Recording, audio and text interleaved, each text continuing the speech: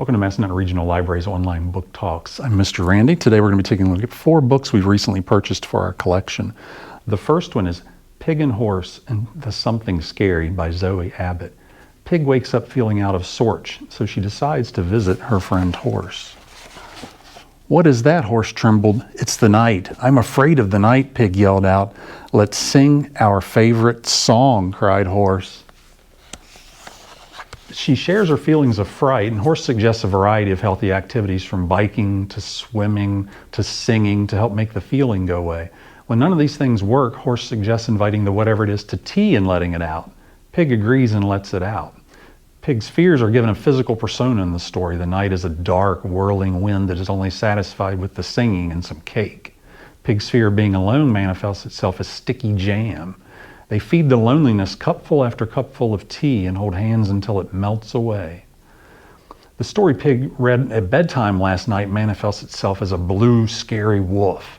They feed the wolf everything that is left.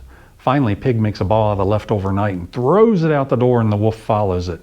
This book is best served with multiple read-alouds. I noticed with the illustration there's little things to catch during multiple reads. So if you have a little one who's maybe having trouble expressing themselves or having a fear of the dark, I would highly suggest Pig and Horse and the Something Scary.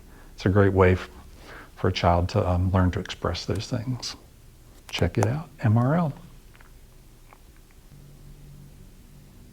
The next book we're going to look at is Daisy by Jessixa Bagley.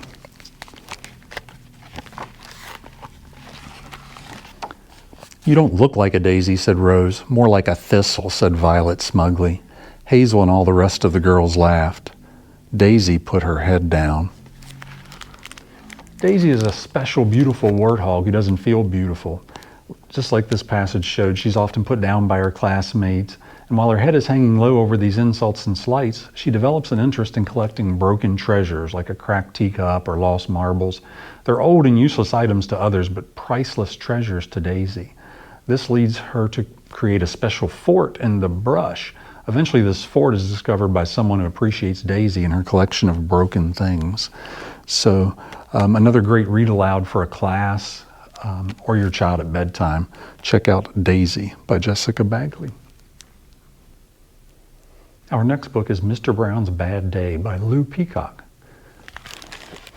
Mr. Brown was a very important businessman. He always carried a very important briefcase, and he worked in a very important office.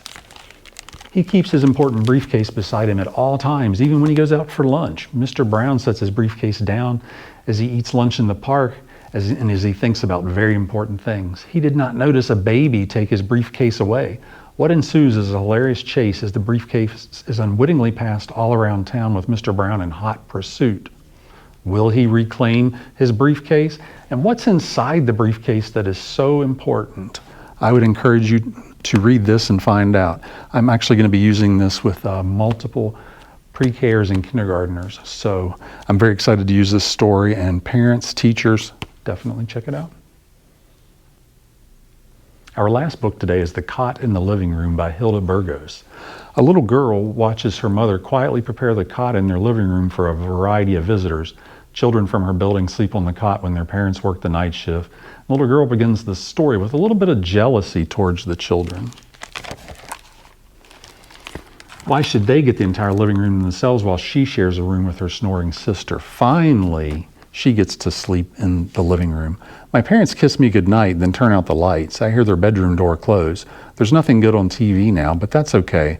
This night is going to be perfect because I'm finally sleeping on the cot in the living room.